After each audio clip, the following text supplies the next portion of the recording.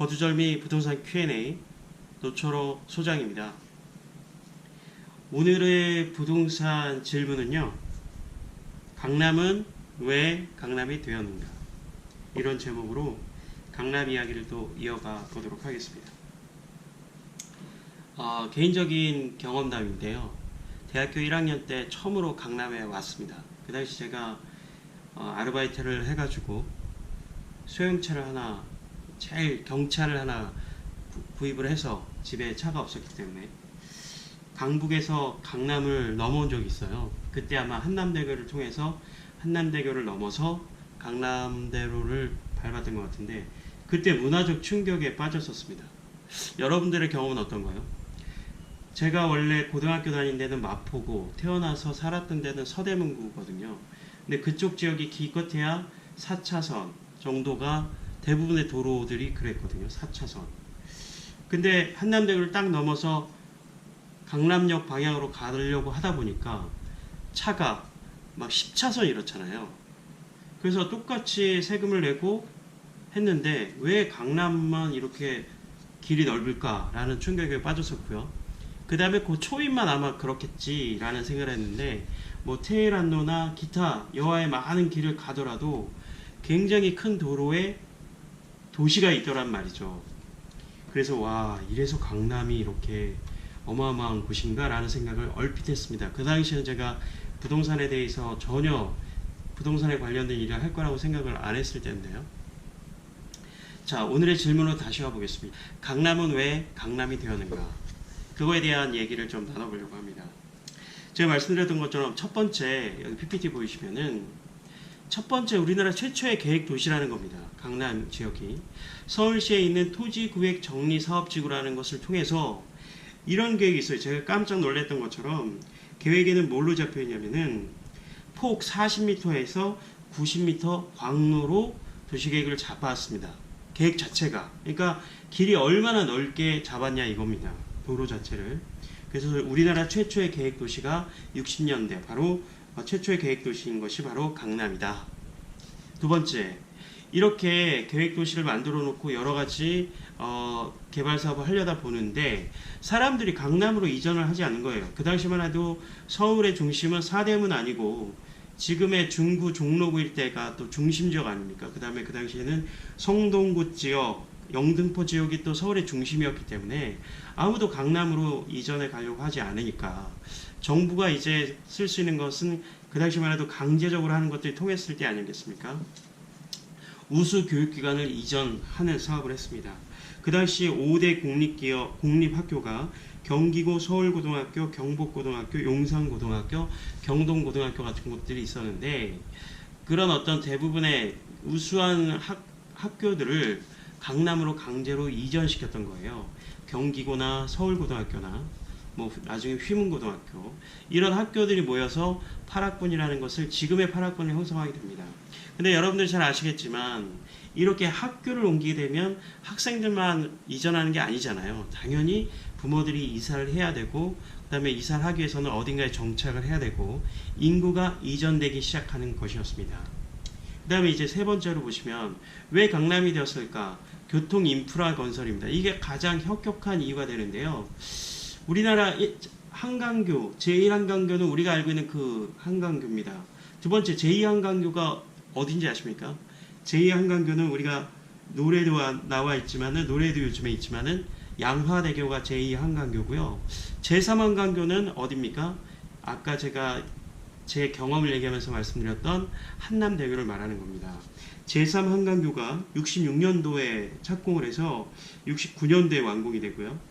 그 다음에 경부고속도로가 68년도에 착공을 해서 약 70년도에 완공을 하게 됩니다. 경부고속도로는 부동산 투자 측면에서 특히 강남 발전에 있어서 가장 큰 축이 됩니다.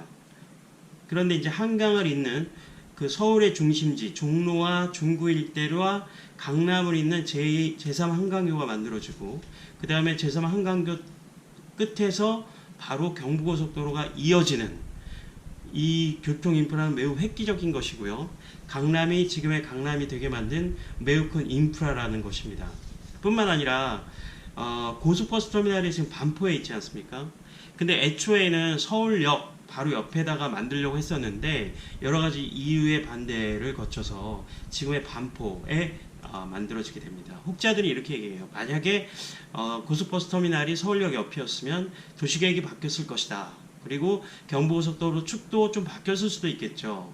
그런데 이렇게 제3한강교 경부고속도로 고속버스 터미널이 최근엔 또 다른 얘기지만 SRT까지 KTX가 다 용산 서울역 그쪽에 있었는데 SRT가 생기면서 이제 강남에 사시는 분들은 SRT를 이용해서 지방에 내려가시지 굳이 용산이나 서울역까지 오지 않지 않습니까? 이렇게 이런 교통 어마어마한 지금은 할 수 없는 어마어마한 교통 인프라가 어떤 세금, 교통 인프라라는 건 뭡니까? 국민의 세금을 통해서 도시 어떤 기반 시설을 다지는 건데 강남 지역에 이러한 집중적인 교통 인프라가 만들어진다는 것입니다.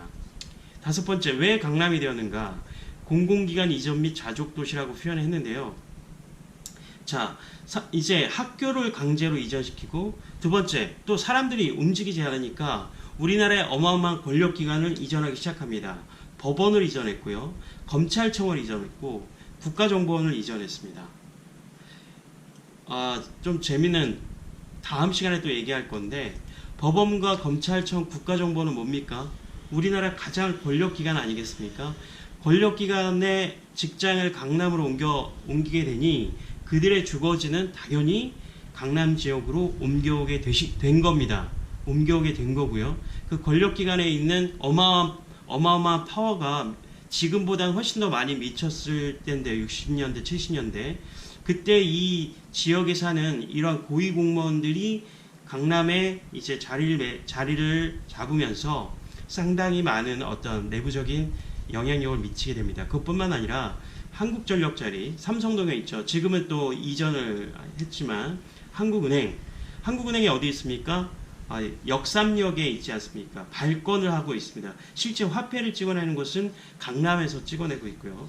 그 다음에 그것뿐만 아니라 이제 병원, 영동 세브란스라고 해서 병원을 이전하고 서초역 그 일대의 성모병원을 이전하게 됩니다. 엄청난 이런 인프라들을 이전함으로써 단순히 베드타운이 아니라 자족도시의 기능을 할 수 있도록 이렇게 강남이 조성되게 되는 것이죠. 뿐만 아니라 우리나라 아시안게임과 86년도에 아시안게임, 그 다음에 올림픽, 88년 올림픽을 개최하면서 실질적으로 자야 될 곳도 필요했고 뿐만 아니라 주변에 교통도 필요했고 호텔도 필요했고 여러 가지가 기반시설이 필요했던 겁니다. 그래서 이런 아시안게임과 올림픽을 앞두고 본격적으로 잠실 개발을 시작했고요.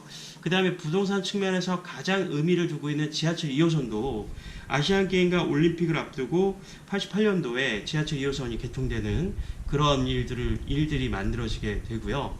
그 다음에 그 올림픽을 앞두고 대통령께서 한강에 헬기를 타고 가다 보니까 이게 비만 오면 한강이 침수돼서 이게 세계적인 망신이 되겠다 그래가지고 올림픽과 아시안게임을 앞두고 한강 종합개발, 그러니까 우리가 이제 한강 고수부지를 개발하는 거죠. 그러니까 천변 개발 사업을 해서 한강에서 공원도 만들고 뛰어놀고 여러 가지 한강을 제대로 만드는 사업을 하게 됩니다. 그 다음에 올림픽과 아시안게임을 하면서 지금 우리가 알고 있는 이 코엑스라든지 롯데월드와 롯데호텔 이런 것들을 개발하게 되는 것이죠.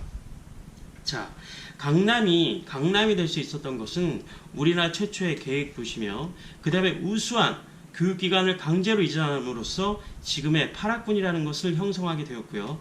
그 다음에 상상할 수 없는 교육 인프라, 제3한강교와 경부고속도로 고속버스 터미널을 필두로 해서 지금도 계속 SRT를 비롯해서 지하철이 뭐 25개역인가 강남에만 집중돼 있다고 하지 않습니까? 교통 인프라가 이렇게 집중되는 한 번 짜여진 교통 인프라는 방사선처럼 구성이 되기 때문에 옮길 수가 없어요. 교통 인프라가 건설이 됐고 그 다음에 우리나라 권력기관들이 다 이전을 하고 그 다음에 각종 은행과 병원 어떻게 보면은 지금으로 얘기하자면 굉장히 권력도 갖고 있고 금전적으로 여유가 있는 많은 고급 공무원들과 의사들이 집중적으로 강남 쪽으로 이전하게 되는 기초가 되었고요. 아시안 게임과 올림픽을 통해서 어떤 잠실을 개발한다든지 그런 올림픽 선수촌이나 아시아 선수촌 아파트가 상당히 규모가 굉장히 크잖아요. 그 다음에 이런 한강을 개발하고 지하철 2호선을 개발하면서 이러한 여러 가지의 지금은 할 수 없는 60년도부터 시작된 계획도시의 위용을 제대로 갖추게 됨으로써 강남은 뭐 강북에도 있을 수 없고 지금의 지방에도 있을 수 없는 강남은 진정한 강남이 되게 되었다. 이렇게 정의 드리도록 하겠습니다. 궁금하셨죠? 어떻게 이렇게 강남이라는 곳이 거대한 강남이 될 수 있었을까? 강남은 한순간에 만들어진 것이 아니고요. 60년도부터 아주 체계적으로 개발이 되었고 강남은 개발이 멈춘 것이 아니라 아직도 개발 사업을 더 크게 하고 있고 더 강해지게 그러니까 규모가 커지고 더 계획적으로 이루어지고 있다는 것을 우리가 또한 명심해야 될 것 같습니다. 청년부동산 강동구엔 청년부동산 강동역 3번 출구 청년부동산 02-554-7114